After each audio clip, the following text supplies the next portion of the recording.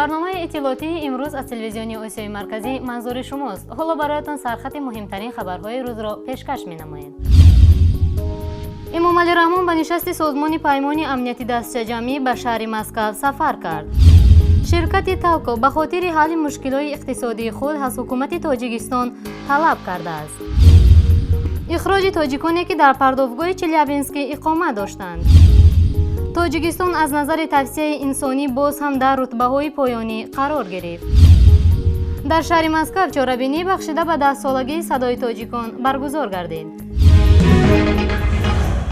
دیروز پرزیدنت جمهوری تاجیکستان امامعلی رحمان جهت اشتراک در جلسه نوبتی شورای امنیت دسته جمعی سازمان عهدنامه امنیت دسته جمعی به شهر مسکو سفر کرد. بنا به اطلاع خدمات مطبوعات سرور دولت، در این سفر امامعلی رحمان را وزیر کارهای خارجی سراج‌الدین اسلوف، یاردمچی پرزیدنت تاجیکستان عاید به مسائل رابطه‌های خارجی ارکین خان رحمت الله زاده، وزیر مدافع شیرعلی میرزا، کاتب شورای امنیت عبدالرحیم قهارov و دیگر شخصان رسمی همراهی کردند. در دایره اشتراک امامعلی رحمان در کارهای اجلاسی مذکور دیدار و گفت‌وشنود او با پرزیدنت روسیه ولادیمیر پوتین در نظر است. در نشست ساعت سران کشورهای روسیه، ارمنستان، بلاروسیه، قزاقستان، قرقیزستان و تاجیکستان شرکت می‌ورزند. در جریان چاره‌بینی مذکور بررسی مسائل کلیدی تحکیم ثبات و امنیت منطقوی، مقاومت پرثمر با تروریسم بین‌المللی و دیگر مسائل مورد توجه اشتراکداران اجلاسی به نقشه گرفته شده است.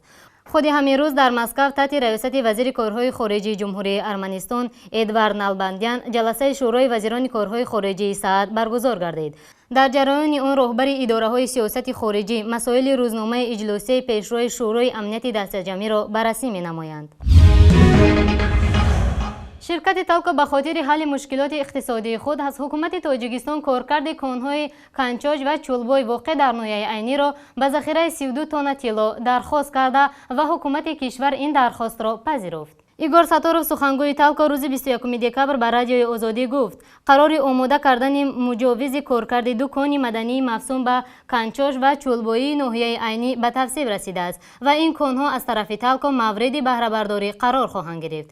طور کارخانه تاوکو خبر می‌دهد در کارهای حکومت کشور ذکر شده است که حکومت کشور این کان‌ها را برای 25 سال به اختیار کارخانه مذکور خواهد گذاشت. در حال حاضر حکومت تاجیکستان تاوکو را موظف کرده است که طی 2 ماه آینده بنیادهای مسئول حکومتی نقشه تهیه مجوز را آماده نموده و به حکومت پیشنهاد کنند.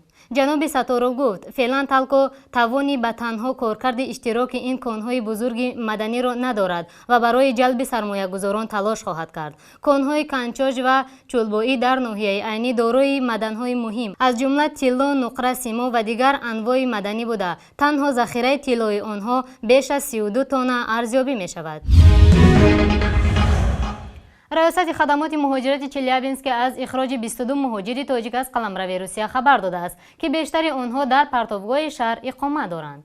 طبق اطلاع این نهاد از 22 مهاجر تاجیک که 19 دکبر از روسیه اخراج شدند، 5 نفرشان در شهر ماگنیتوگورسک و 17 نفرشان در پرتابگاه شهر چلیابینسک بازداشت گردیدند. این نفرانی که از روی ناچاری و ناداری در هوای سردی طاقت فرسا پرتابگاه را مکان زیست موقتی خود اختیار کردند، بالاخره به تاجیکستان استرداد شدند. منبع میگوید تا اخراج به تاجیکستان مهاجران منتی در بازداشتگاه موقتی مخصوص نگاه داشته شدند. مقامات مهاجرت چلیابینسک میگوید در مجموع از اول سال 500 مهاجر را برای نقض قاعده‌های بود و باش از روسیه اخراج کردند. تاجیکستان در جایگاه 129 در رتبه‌بندی سازمان ملل متحد در گروه کشورهای قرار گرفته است که در حال توسعه انسانی متوسط ارزیابی می شود. این نتیجه است که سازمان ملل متحد در حال اعلام کرده است که در گزارش مشابه آن تاجیکستان در سال 2014 در جایگاه 133 قرار داشت. در سال جاری یعنی 2015 تحلیلگران و محققان سازمان ملل سطح توسعه انسانی را در 200 کشور جهان مورد مطالعه و بررسی قرار داده و برتری کشور از نظر توسعه انسانی در سال جاری نیز نروژ دانستند. همانگونه سال گذشته نیز این کشور این رتبه را به خود اختصار کرده بود.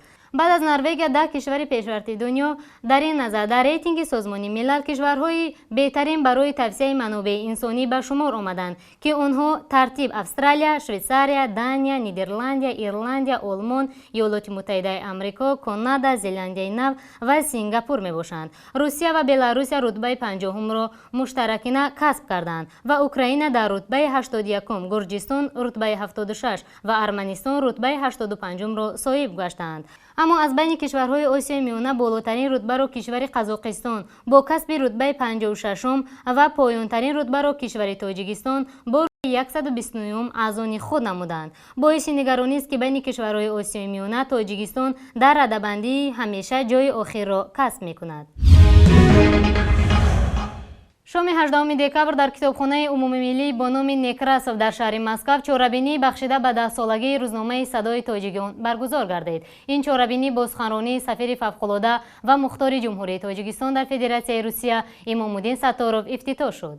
امام‌الدین ستاروف از زندگی هموطنانی در فدراسیون روسیه اقامت داشته و همچنین از مشکلات مهاجران تاجیک سخنرانی کرد.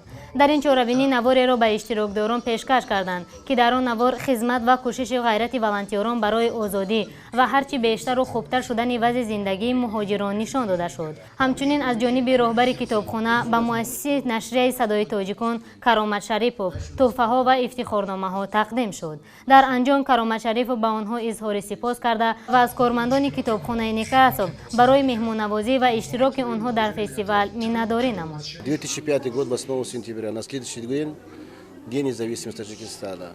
Поэтому именно 8 выбрали, что и 8 праздновать. Такие трудовые мигранты имеют право. Не были трудовые мигранты и не было бы газет.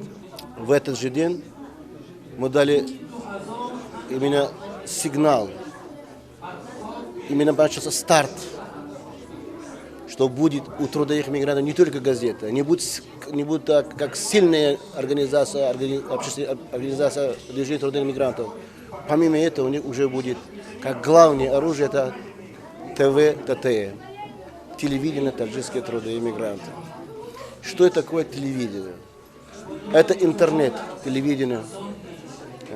Будем иметь несколько программ, в частности еженедельно будет говориться именно о тех проблемах, которые с помощью волонтерами, с помощью региональными общественными организациями нашими и с помощью даже представителей власти Таджикистана и российских была сделана какая работа, отчет. Именно что люди видели, что не просто создание общественной организации, называем так, есть создал организацию, только занимаясь похоронными гражданами. Нет. У нас сейчас другая задача. Задача к тому, что мы будем сейчас говорить более гласно, более открыто, что трудности есть и надо решать. بینندگان عزیز در همینجا به پایان برنامه امروز رسیدیم. تا بخش‌های نوبتی خدا نگهبانتان.